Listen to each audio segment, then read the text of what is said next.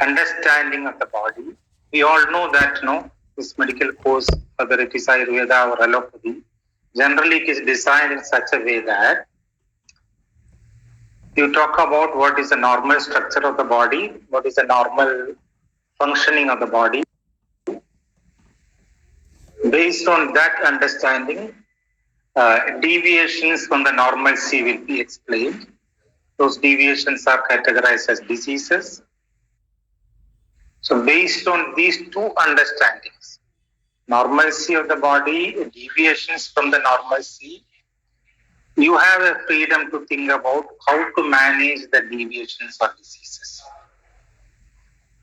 I don't say medicines, it is a freedom for the physician to create an understanding and plan accordingly how to deal with the situations.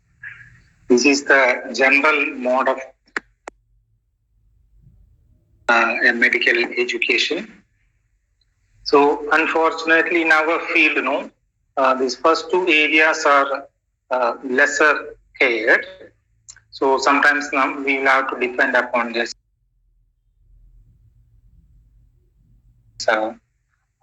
modern medical understandings to get a clarity on diseases, or rather to understand the body itself, we need to depend on anatomy, physiology and all.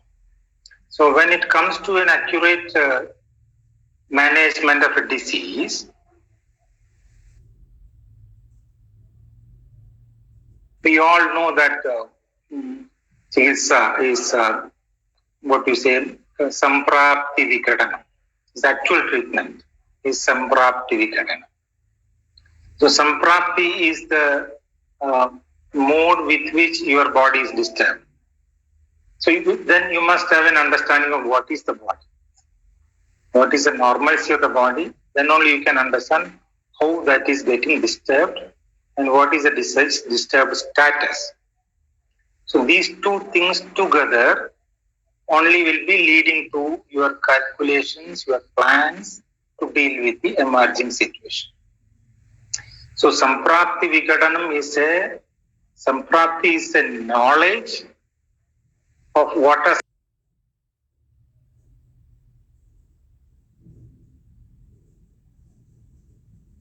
happened in the body.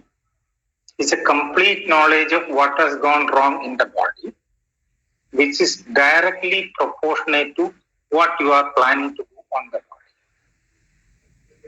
Okay. What you are planning is also a knowledge exercise, which is directly proportionate to what you understand from the body. So this is the area where we need to have a clarity. So to understand a samprapti, you must have an understanding of what is the body according to our understanding.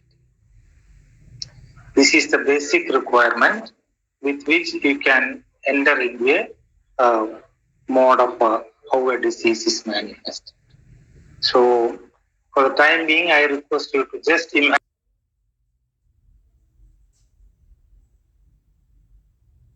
that two quotations from Ayurveda. One is very simple, everybody is familiar with that. One is dosha dhatu malamulam. Dosha dhatu malamulam sada dehasya. Dehasya mulam dosha dhatu malas. So in very simple language, when malas or excretion is properly happening, waste products are properly removed, it indicates that the structure is normally placed. So according to Ayurveda, our structure, the gross structure of the body is nothing but 7 dhatus. We don't have anything other than 7 dhatus. What you eat is directly transformed into 7 levels or 7 planes before it is sublimed with energy to be utilized for various activities. So it is just 7 dhatu. This is your gross structure. This is the gross anatomy of body. 7 dhatus, and which are not consistent, which are not stable, which are unstable. We say asthai. It appears to be sthai, but inside that, every second it is transformed into the next stage. So we know that this is completely based on what you are eating. Annat bodhani jayante. So it is just the result of transformation of the food that you take. Okay. So body is according to what you eat. Good or bad, you own the responsibility. This is also an advantage for Ayurveda. Unlike the other science, they will have to depend on bacteria to blame 80% of the diseases. For us, partial responsibility lies with the individual concern, because if you are having a proper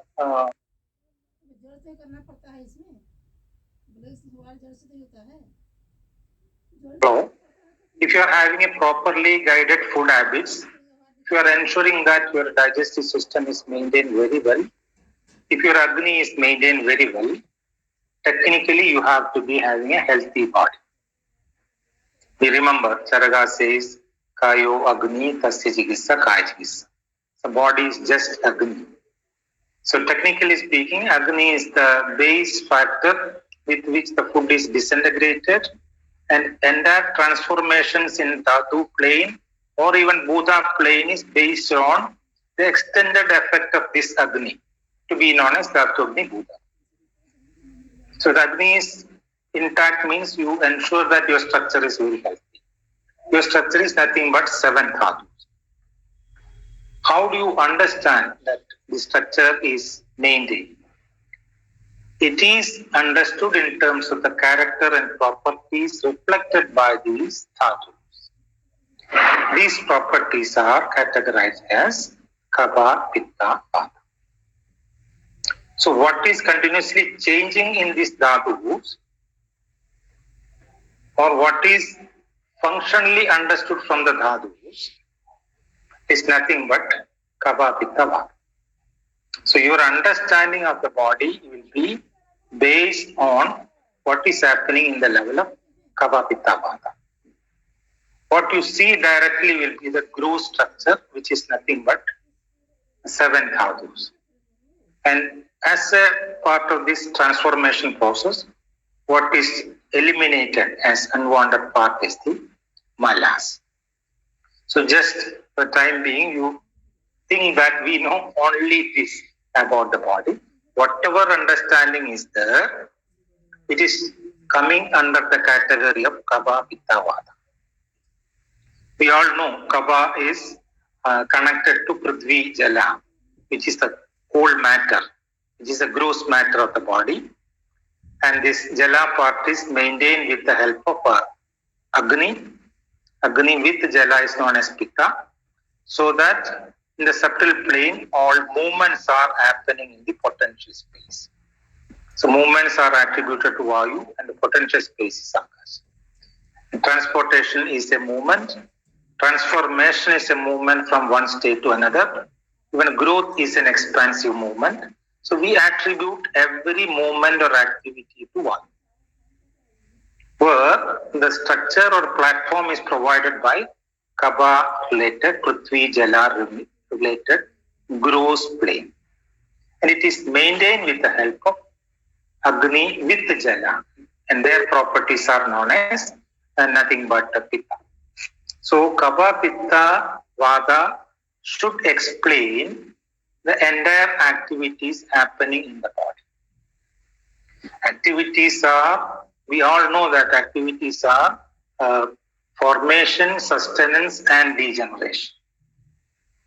We know the definition of the body, Chiyade Anena Idi, Sharira.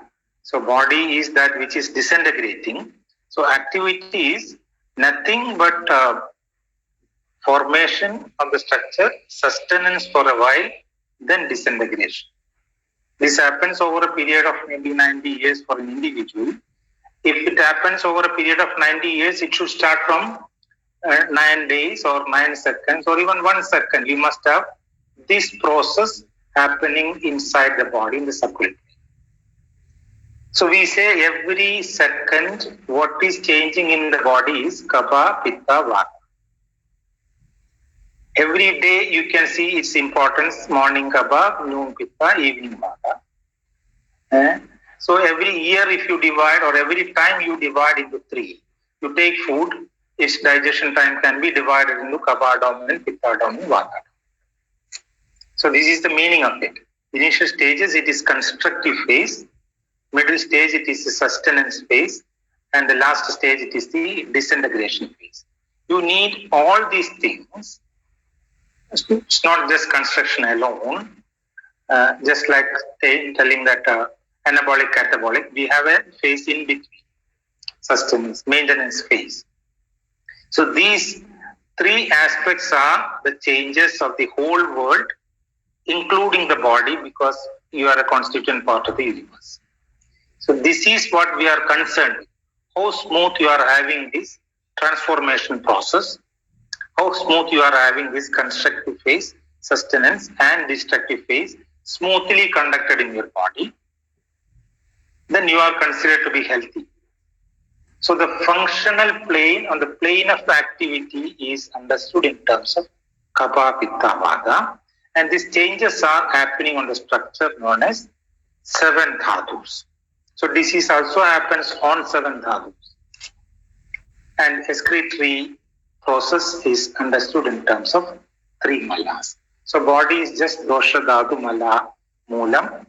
Second concept also we must have a understanding, which is a anatomical explanation to understand the samprapti. And that is nothing but koshta, shakha, and astimarmas. Koshta, shakha, astimarmani, dudatya, marudasya cha. Samanya samprapti is explained. So that also is a anatomical description of the body. Once you feel convinced that body is just Kapha, Pitta, Vata, little more gross explanation is Koshta, Shaka, and Astimarmas. It is gross, subtle is dosha. Okay, every change comes under Kapha, Pitta, Vata.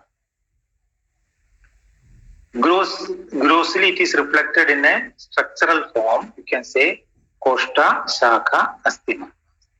So in that Koshta or Mahasrodas is the elementary tract which has to move right from the birth till the death, the peristaltic movement. We know movement is attributed to Vayu. So it has to move right from the birth to death downwards. It has to move downwards, which is known as anuloman.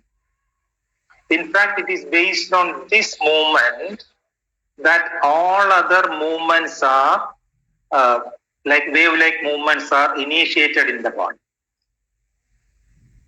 So naturally, whatever you eat has to be transported to different planes, every nook and corner of the body, it has to reach. So we ensure that the movement in the koshta is continuously preserved, so that from that intestine or koshta, wave-like movements are properly initiated, through which every nourishment is reaching distal part of the bodies. Okay, so koshta becomes very, very important compared to the other signs, or we say mahasrodas. Okay, most important because that is the only area where you get a better access to remove the unwanted things. Panchakarmas are performed on the koshta to create the interbalance of doshas. Vamanam, Virejanam or Vasti you are doing on the koshta, because koshta is accessible. When the doshas go into the deeper levels, your access is gradually getting reduced. Then you can't do it so easily. Jora and all we understand, when the doshas are reaching into the, Jora reaches into rasa, ratta, mamsa, it becomes very difficult. As long as it is more confined to Rasadhatu and Koshta, is easily dealt with. So your accessibility is more to the Koshta, so Koshta becomes important. Then its movement has to be beginning from at the time of birth till the death. Because based on this movement only, everything is transported. Third thing is that whatever you eat is subjected to vipaka, by which you mean that kapha, pitta, vata mode is generated in the koshta, and this is what is responsible for maintaining the kapha, pitta, vata doshas in the body. So the proper formation of kapha, pitta, vata from the food ensures that the basic functions of the body are properly conducted.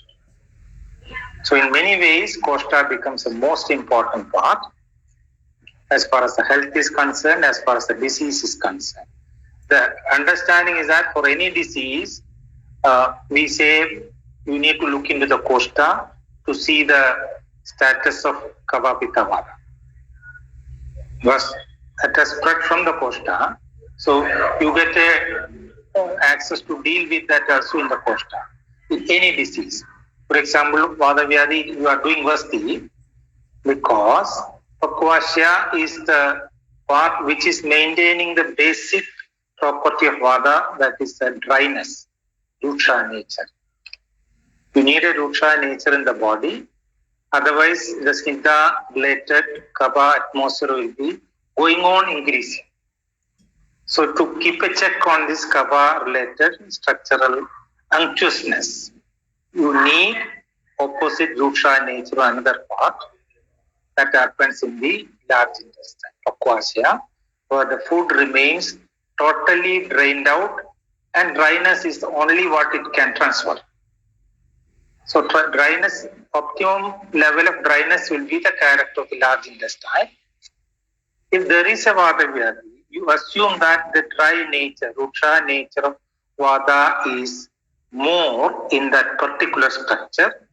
In other words, it means it is not sufficiently Snigdha. That's what you say, Ruksha. It is not sufficiently nourished with the Snigdha nature or Kapha nature or Madhura Pradhana food. So it is not having sufficient smoothness, Snigdha nature. In other words, we say Ruksha has reached there. So what is your natural way of inducing the Snigdha? One is through the skin, tuk, which is the Vadasthanam. You apply oil and all, ensure that the Snigdha is transferred into entire body. Second is the Pakvasyam, you need to make Snigdha, so that the Ruksha transferred into different parts of the body will be gradually restricted. That's why you are going for Vasti. You remember most of the Vastis, Sneha Vasti, everybody can understand. Even most of the Vastis which are having like Siddha Vasti or having great results as described by the book contains Taila in it. Taila or even Grida. Sometimes honey also, but Taila or Grida are added just to ensure that the Snigdha content is sufficiently supplied there whenever you are draining out and creating a dryness there. So Snigdha is instantly added, so it can restrict the dryness transferred into rest of the body. So this is how you are managing. So Koshta becomes again important. Then what is formed from Koshta is 7 dhadus, 6 dhadus plus skin, because Rasa dhatu is unstable, asthayi. Compared to the rest of the dhadus, Rasa dhatu is unstable. So Tuk is more stable, where you can expect a disease. So it is just like talking about the tissues. So structurally it is nothing but dhadus, but functionally some of the dhadus come together to perform a major function, major Vata activity. 2-3 dhadus come together so that it performs a major activity. Then it is known as marma, like organ. Okay, so that becomes functionally more important for Vata presence. So its injury and all, you need to be more careful compared to the rest of the structures. So we say marma or a vital point. Vata is more prominent. Vata is prominent for prominent Vata actions like locomotion and all. Then it is known as Madhyama Roga. This is where you are expecting this Vata Vyadis and all. Otherwise, all Vyadis Vata related functions are impaired. Technically speaking, all Vyadhis are Vata Vyadhis. Because functions are impaired, then only you call it as a Vyadhi. So everywhere it is Vata Vyadhi. If that happens in Vata prominent areas, then only usually we say Vata Vyadhis. Other areas we don't talk like Vata. So locomotion is a major movement of the individual. When that is affected, it should be in the Madhyama Roga Marga, which is prominent for Vata, and that is getting disrupted. So understanding of the body from the angle of disease process, Koshta, Shaga, Asti Marmas. Based to this understanding is Dosha, Dhatu, Manas. So this is the way you look at the body, or for time being, we know only these understandings. Okay, from this, we need to look into the thyroid disorders. What I have understood, or what I have come across conditions related to thyroid. In general, what I understood is some of the diseases like Pandu, Grahani kind of diseases, which we do not consider as major disorders, but as per Ayurvedic understanding, they all are major disorders. Why major? Because, for example, I say Pandu. You don't have a visible symptom which can be directly explained. Generally, you are weak, that's all. That is a major symptom of Pandu. Nothing but basic weakness. We say Karna Shuredi, Srami, Brahmi. These are the major symptoms. You exhausted easily, you get gasping, you get giddiness, kind of things, lack of appetite, always sluggish nature and all. Some of the symptoms which with which you are not bedridden, with which you are not having a suffering on an acute level. So nobody will care about it. But to our understanding, this is a major atmosphere which can lead to any impaired functions of any of the organs. Such basic atmosphere is called as a disease according to Ayurveda. This is a syndrome, this is an atmosphere in which you expect a continuous weakness in the structural level, so that any structure can be impaired later. So background atmosphere is known as Pandu. This is how we call it as a Roga. So what happens in Pandu is, everybody knows it is Vyayama, Ambalam, Lavanam, Ambalam, Lavanam kind of things, going beyond your requirement. Amla, Lavana are nothing but Snigdha and Ushna dominant properties, Pitta. Snigdha and Ushna dominant properties you are using beyond your requirement, where the Rasa Dhatu is getting vitiated. Rasa Dhatu is transformed into a mold of Vidaha. Just like a normal running nose changes into a infected yellowish plum you get after 2-3 days, like that. Rasa Dhatu is just like a normal mucus, healthy mucus. That is vitiated, it becomes an unwanted Rasa Dushti with Ushna. So what happens in our language is the Kaba dominant Rasa is vitiated with Pitta dominant Ushna. Snigdha Shida nature of Rasa Dhatu becomes Snigdha Ushna. So it becomes unwanted. It cannot be absorbed or assimilated in the body everywhere. So it becomes an unwanted product which can block normal passages with which the nourishment is being transported. So we say Kaba Srodorodam, Kaba Dushti. So this is blocked, then it is Vada movement is disrupted. So Vada has come. And the background is Pitta.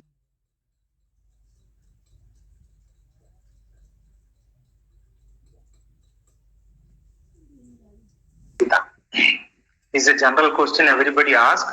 Pitta increasing Nidana and you become Alpa Rakta Medaska, how Rakta is reduced. Actually, Rakta should be increased. It is Pitta because of the Asraya Bhava. But in Pandu, Rakta Kshayam is the main symptom. If Rakta is subjected to Kshayam, subsequent Dhadus will be always remain weak. This is your concern in Pandu. So all Dhadus are continuously remaining weak. So any of the structure or system or the whole body can be weakened further or impact or degenerated to create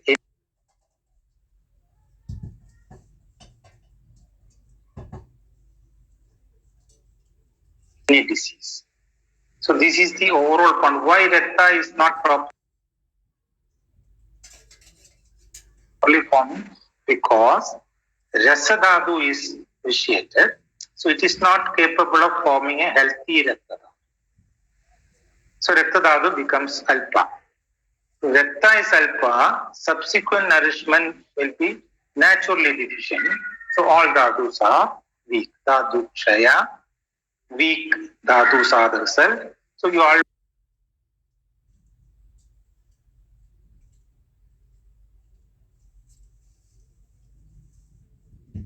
always look weak. Another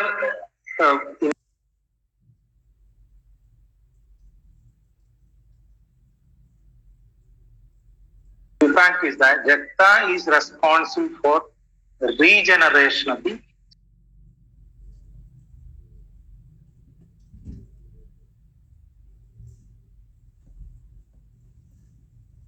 structure. We say Jivanam. Jivanam means that which makes you live, the structure live. That is regeneration. Rakta is responsible for that. If that is vitiated, affected with the Pitta nature, we know Rakta is Anushna Shida. It's neither hot nor cold. If that is vitiated means it can be vitiated with the Pitta Ushna nature. Rakta also becomes Ushna, acidic. Okay. Acidic nature will be initiating degeneration of everything. Okay. So that can be responsible for degeneration of any structure in the body.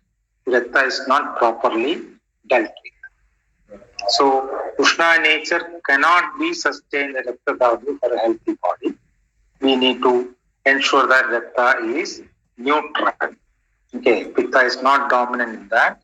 This becomes relevant in all Kushta kind of diseases, Visarpa or Jwara.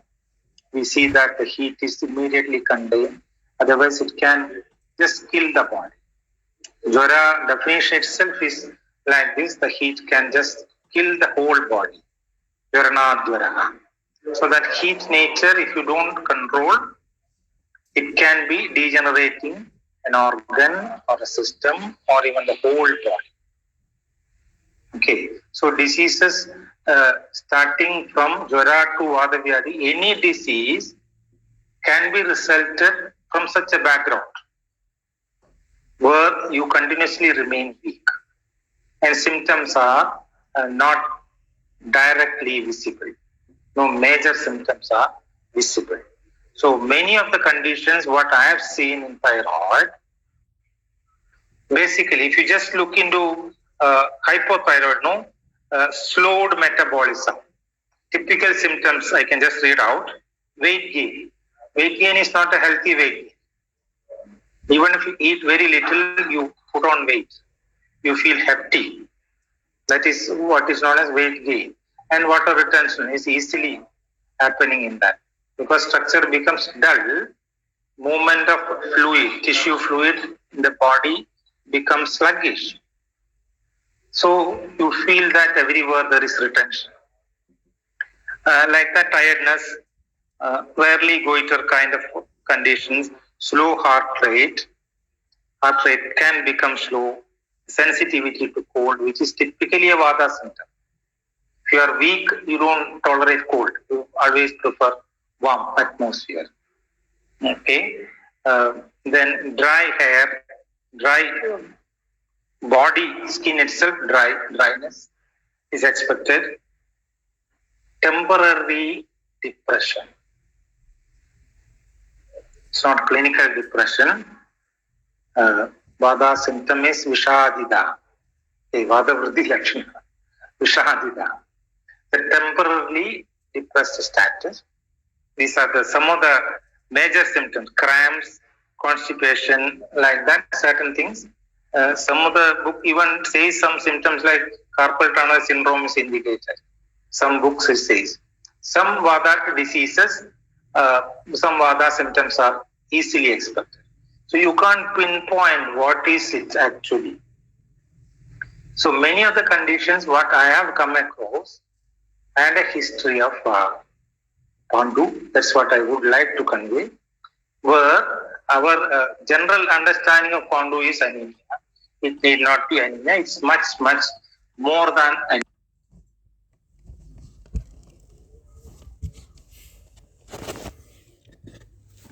anemia. Okay. Anemic conditions are, basically I used to say that even in Pandu, you can have Kapha domination, Pitta domination, Vata domination. Accordingly, your medicines are different. For example, only in Kapha dominant Pandu alone, iron is indicated. All forms of iron, Annapedi or Loka Bhasma or Loka Asam, Ayaskriti or Yoshadi, Kashayam, Pachitta Takram. All iron related medicines are indicated in Kapha dominant Pandu. If it is Pitta dominant Pandu, it is medicines which are fit for Pitta, like Vasha Gudichari, kind of Kashayas or Drakshadi, mixed Kashayas, where Pitta is directly addressed, and it should be fit for Kapha also. If it is Vata dominant condition, where the weakness is established, typically it will be Grida. And we know Pandu Amayi Pibe Sapirado Kalyana Gahoyam Panjagavyam Mahadiktam Sridamba Ayrakudadi. Even in that ghee, you can see the differentiation. Vada dominant Kalyanagam, Kapha dominant Ayrakudadi, Vada Pitta dominant Panjagavyam, Pitta Kapha dominant Mahadiktam. Even if weakness is established, even in that you can again go for a gradation of doshas. Then specific Grida can be introduced. Where the Grida is supposed to improve the Dhatu levels so that structural strength is created. No major symptoms, but all other symptoms will be gradually disappear. This is what is happening. Typically speaking, either Ashtanga Hridaya or even Charaka Samhita, typical medicine is Dadimadhikrita. Even Charaka Samhita, it is Dadimadhikrita. If you closely watch this Dadimadhikrita, as I explained, Pandu, Kapha.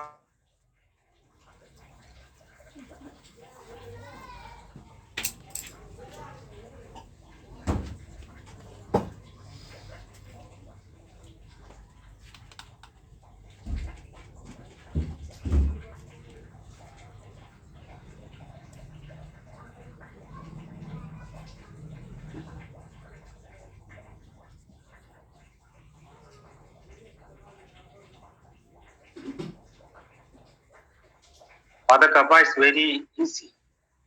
Opposite things you can mix Dasamulam with Shatpalam, you get Induganta.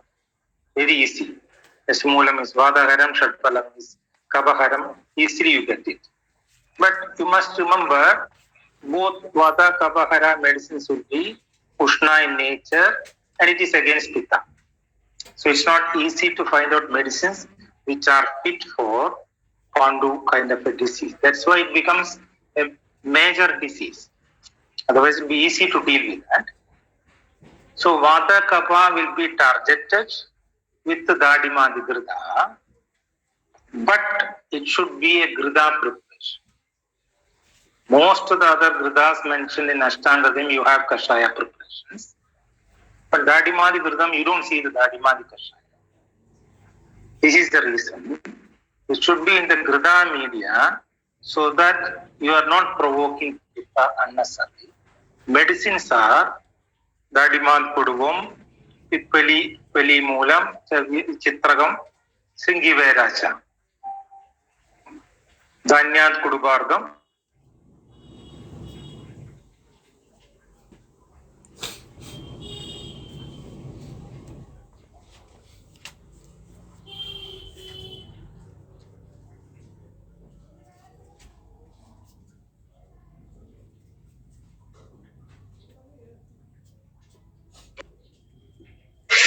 Hello, sir. Hello.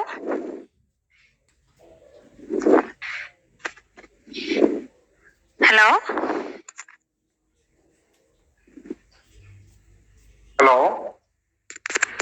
Hello, Jackson, sir. Is it audible? In between, I think there was some Yeah, at present, yes. At present, it is audible, sir, but in between, it was breaking. Voice was breaking and it was not clear. Can you tell me where I got disrupted? Just 1 minute back. Just 1 minute back. Sir, again, it is breaking.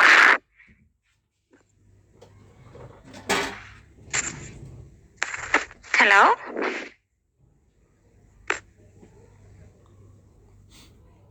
Sir, it's not audible. Your voice is not audible.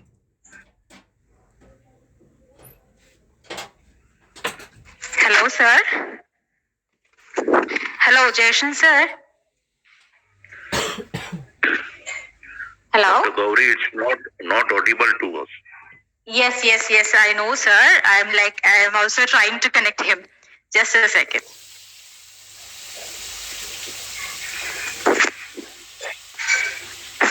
Hello?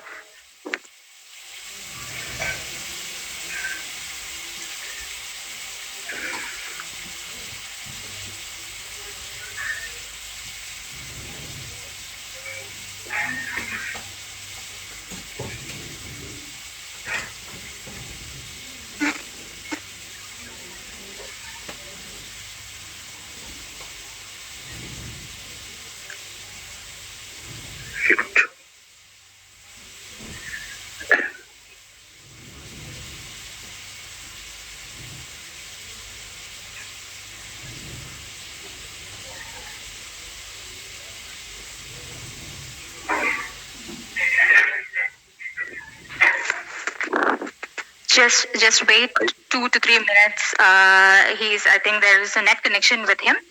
He's reconnecting. Yes. Connectivity will be soon arriving.